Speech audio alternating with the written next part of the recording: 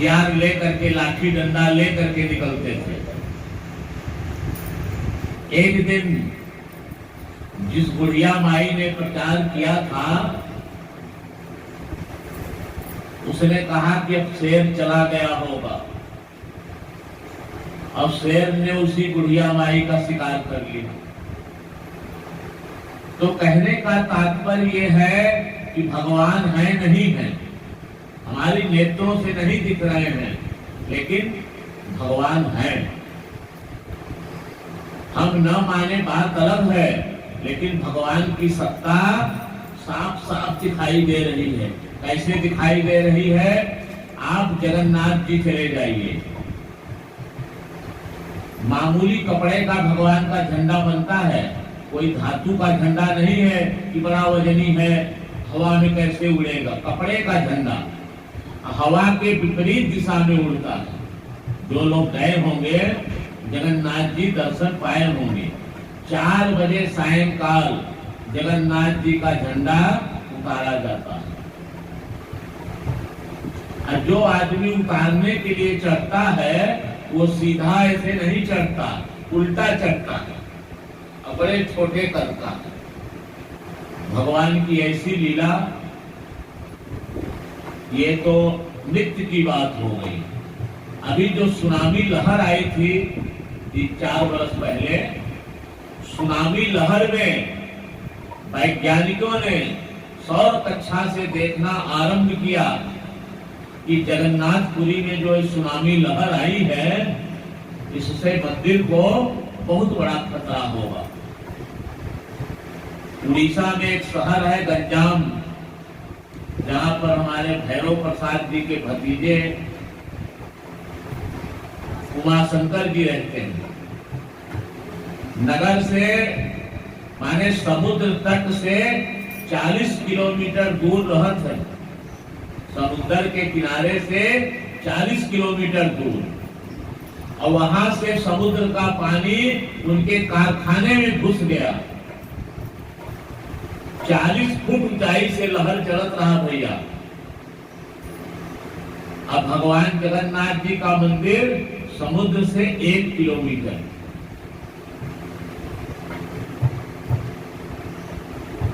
वैज्ञानिकों ने देखा कि एक नीली छतरी खुलना प्रारंभ हुई, अब पूरे जगन्नाथ एरिया को छतरी ने ढक लिया,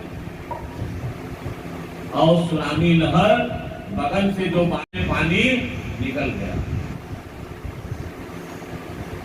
अब आप इसको क्या कहेंगे? भगवान की सत्ता दिखाई दे रही है कि नहीं दिखाई दे रही? एकदम प्रत्यक्ष दर्शन है भगवान का। आप बद्रीनाथ जाइए, इतने कड़ाके की ठंड रहती है वहां पर। यमुनोत्री में कड़ाके की ठंड है, लेकिन पानी इतना खौल रहा है कि पोटली बनाए के डाल दे तो चावल पक जाए 10 मिनट 15 मिनट। इसको क्या मानते हैं आप? वहां भट्टी सुगाई हुआ पानी खौला हो गए कड़ाके की ठंड में। नवंबर, दिसंबर, जनवरी, फरवरी एकदम बर्फ से सब ढक जाता है, लेकिन वह कुंड खौलता रहता, उसके ऊपर कभी बर्फ नहीं जमी। ये सब प्रभु की अद्भुत कृपा है। एकाग्र चित्त से, शांति से बैठ करके जब हम विचार करेंगे तो हमको उनकी कृपा का, उनके दर्शन का अनुभव प्राप्त होगा। बोलिए वृंदावन बिहारी लाल की जय।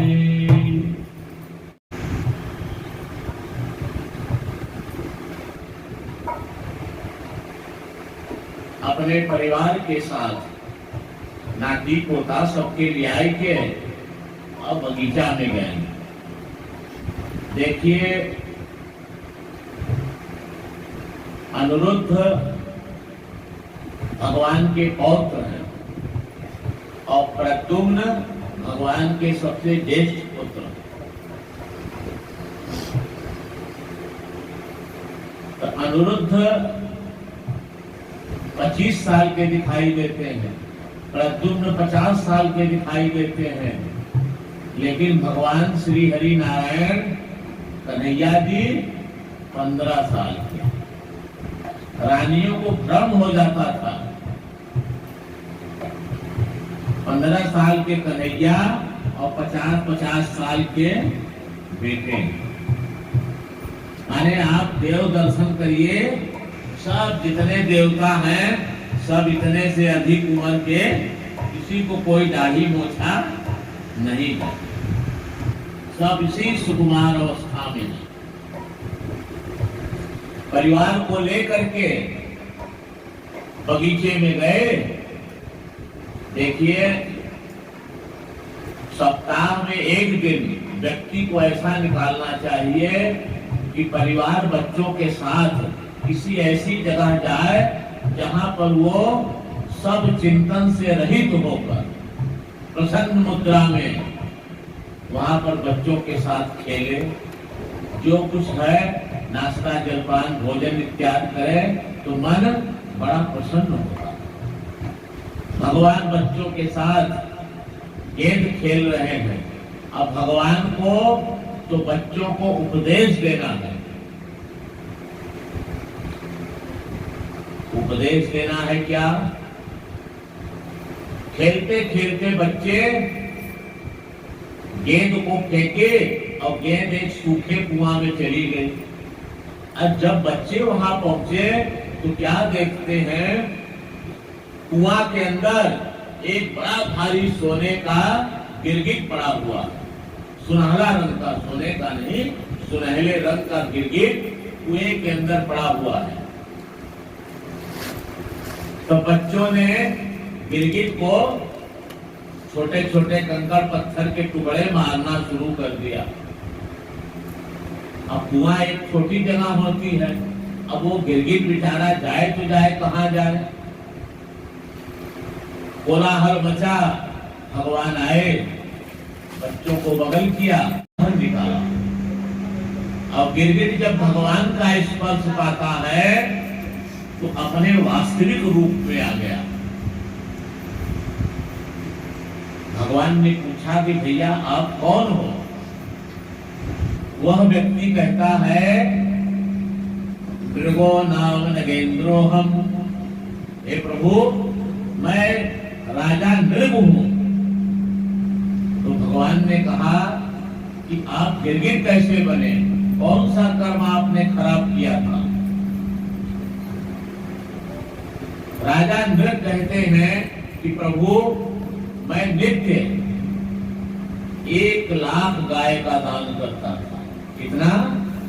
1 लाख गौ का दान करता था नित्य। तो भगवान हंसे, कहा कि बूढ़ी ठेली गायों का दान किया होगा, जो दूध नहीं देती रही होंगी अथवा जो वृद्ध हो गई होंगी, ऐसे गायों का दान किया होगा।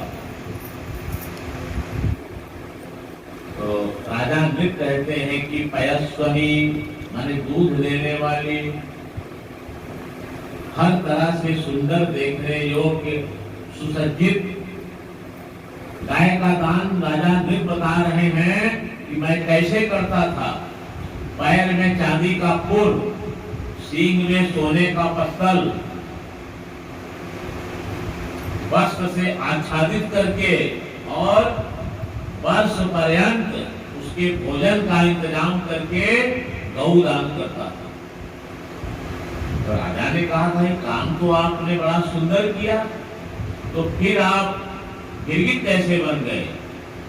कहा, प्रभु, एक दिन की बात है कि एक ब्राह्मण को मैंने गौदान किया और ब्राह्मण ले गया गैया को और बांधा। उसका बंधन कमजोर था, बंधन तोड़ करके गैया फिर से हमारी गायों में आकर मिल गई। अगले दिन प्रातः काल जब हम गौदान करने लगे तो उस गाय का हमने फिर से दान कर दिया।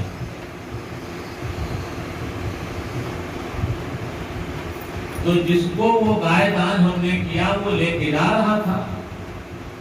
संजोग से रास्ते में वो ब्राह्मण टकराया जिसको एक दिन पहले दिया था। उसने गाय के गले में घंटी बांधी थी और घंटी से पहचान लिया कि यही गाय है हमारी। दोनों ब्राह्मण आपस में झगड़ा करते हुए राजा के, पहला वाला ब्राह्मण कहता है कि लूंगा तो मैं यही गाय लूंगा, दूसरी गाय नहीं लूंगा। अब दूसरा ब्राह्मण कहता है कि मैंने विधिवत संकल्प पूर्वक राजा से दान लिया है, मैं गाय नहीं दे सकता। ब्राह्मण से राजा ने कहा कि तुमको 1000 गाय मैं दे दूंगा। अब वो भी ब्राह्मण अड़ गया, कहा नहीं लेना है तो उसी गाय को लेना है। राजा ने कहा भैया तब तो असंभव है। ब्राह्मण लौट गया और इस पाप के कारण जब राजा का शरीर छूटा, मृत्यु देवी लेने के लिए आई तो यमराज के सामने प्रस्तुत किया। यमराज ने कहा कि राजन, आपका पुण्य तो इतना है और पाप इतना है, तो पहले आप पुण्य भोग करोगे कि पहले पाप भोग करोगे? राजा ने कहा कि नहीं, पहले मैं पाप भोग करूंगा, क्योंकि अगर पाप शेष रहा, गीता में भगवान कहते हैं क्षीणे कोणे मृत्यु लोकम विसंति। तो कहा कि जैसे मैंने कहा कि मैं पाप भोगने के लिए तैयार हूं, महाराज मैं गिरगिट होकर जमीन पर गिर गया। आज आपकी कृपा से हमारा उद्धार हो गया। भगवान अपने परिवार को दिखाना चाहते हैं कि आज से तुम लोग देख लो कि गौ ब्राह्मण सबकी सेवा करो, संत महात्मा से किसी तरह का कोई हास परिहास नहीं करना चाहिए। बिहारी लाल